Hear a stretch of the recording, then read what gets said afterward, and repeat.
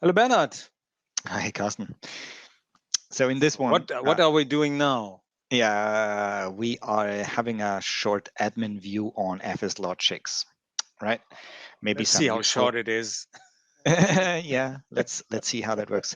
So you're looking at my desktop, and maybe that's how it would look like from a user perspective, right? So you see here, we've done that before, right? You see that connection. If I would do a command line, who am I? You could see that I'm, logged in as bfrank. Nevertheless, let's just, the normal user. So if I open up File Explorer, right, I could look at this PC. I see my, the one my remote drive, which was sort of redirected through. But, you see the C drive off the box. I don't see any map drives, or other profile share, right? But I could tell that I am using a profile share by writing data to my documents folder, for example, and watch the network, right? And that might be a useful thing to do. And I prepared some PowerShell script one more time again. So let's have a look in there, because what this PowerShell script does, it's just writing some random data to the documents folder, right? So I'll open it up in File Explorer, go to my network, go to my documents folder, and hit the start button on this PowerShell script, right? So we should see that random data is flowing to my documents folder, right? And if I go to the networks view, I see that I'm using currently roughly about 400, 500 megabit, right? And I'm writing like this to it. So that would give me an indication on how fast the network is, how fast it goes, right? Because you need to calculate up for a lot of users, right? So in order, what I'm trying to say here is you would not place your storage or your profile on a storage that is slow for 1,000 users, right?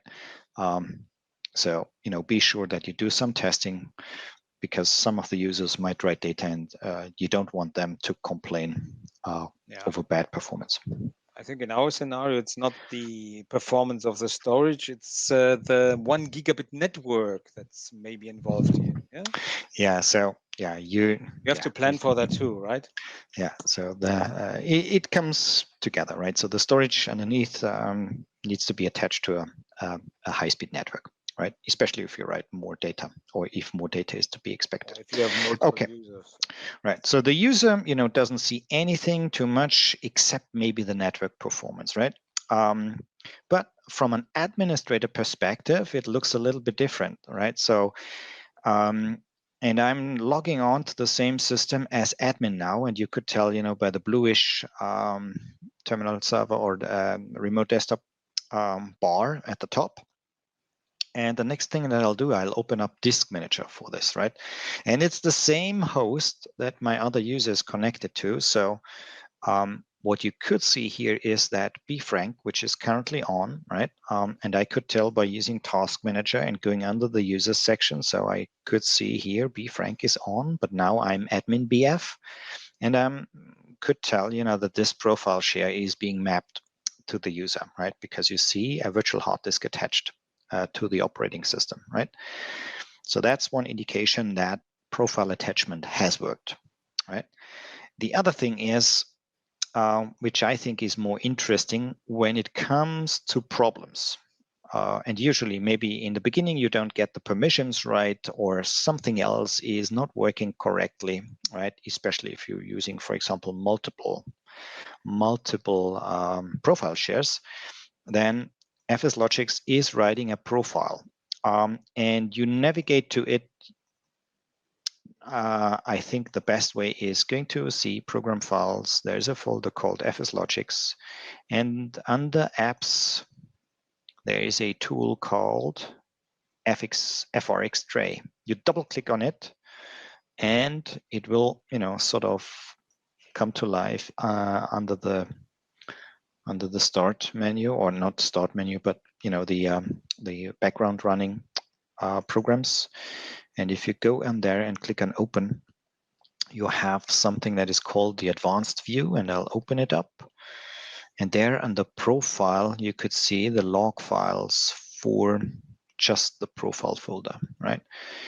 In case any issues are, this is the go-to way, right? So if you have any issues, go there, figure out the issue that you have, and try to fix the problem. Okay. Yes, that we use that tool in our scenario because we have multiple shares for our users, and we use the wrong separator. We used a comma instead of a semicolon, and it didn't work. So we find out over this tool, right? Right. And you would also see, if you mix up the permission settings, for example, right, you would also be able to troubleshoot those using that log file. So yes, and I think that's sort of also interesting. So we separated, or we are using 2 profile shares, and FSLogix is capable of, is using 2 profile shares. The first one will be used prior the other one, so it gets a higher priority if you want to. But the first one is sort of figured out by the registry setting, right? So you would be able to, if you go to regedit, there is under FSLogix or software, you should see FSLogix, and there is profiles, and you see a VHD locations path here, and the first one is, the most important one.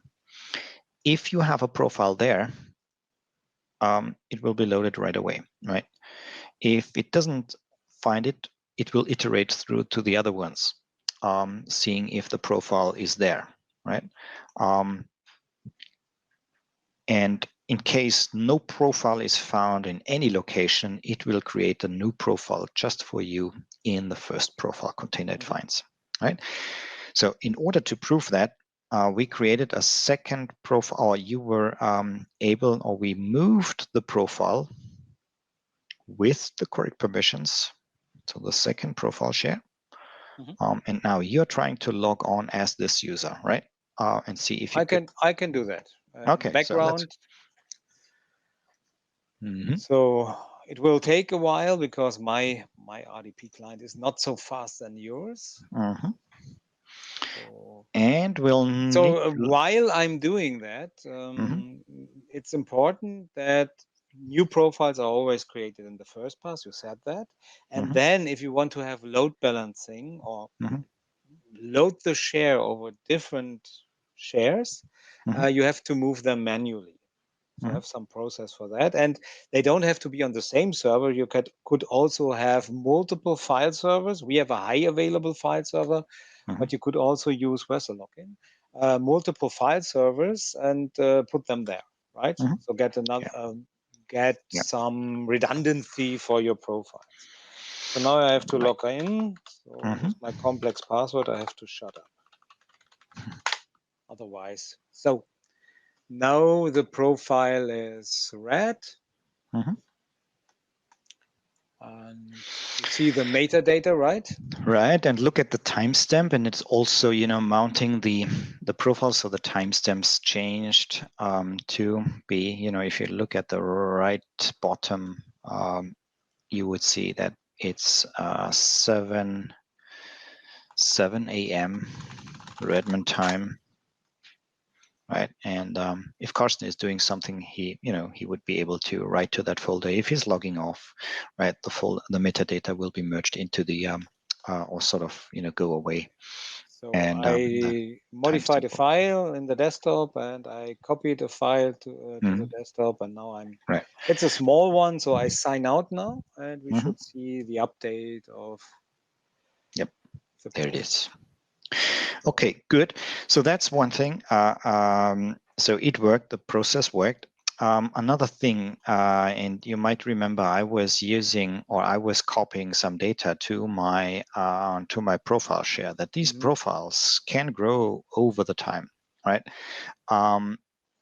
And in order to clean up, or in Azure, storage is expensive because you pay for the size on disk, right? And even if you want to have more performant storage, this can be a costly thing. On premise, it might not be so drastic, right? But there are tools that optimize that VHDX file, that shrink it down in terms of for saving performance, right? I mean, you could limit the profile share to a maximum a user could use, but you could also run a PowerShell script in order to grab that VHDX, optimize it, and then shrink it down, and then detaching it and saving disk space as well. So look for the tools FSShrink down there, and I'll put the link in the video as well. Okay. Okay. But I think for an overview, we are good, huh? We're good, I would say, right? Okay, see you on the next one.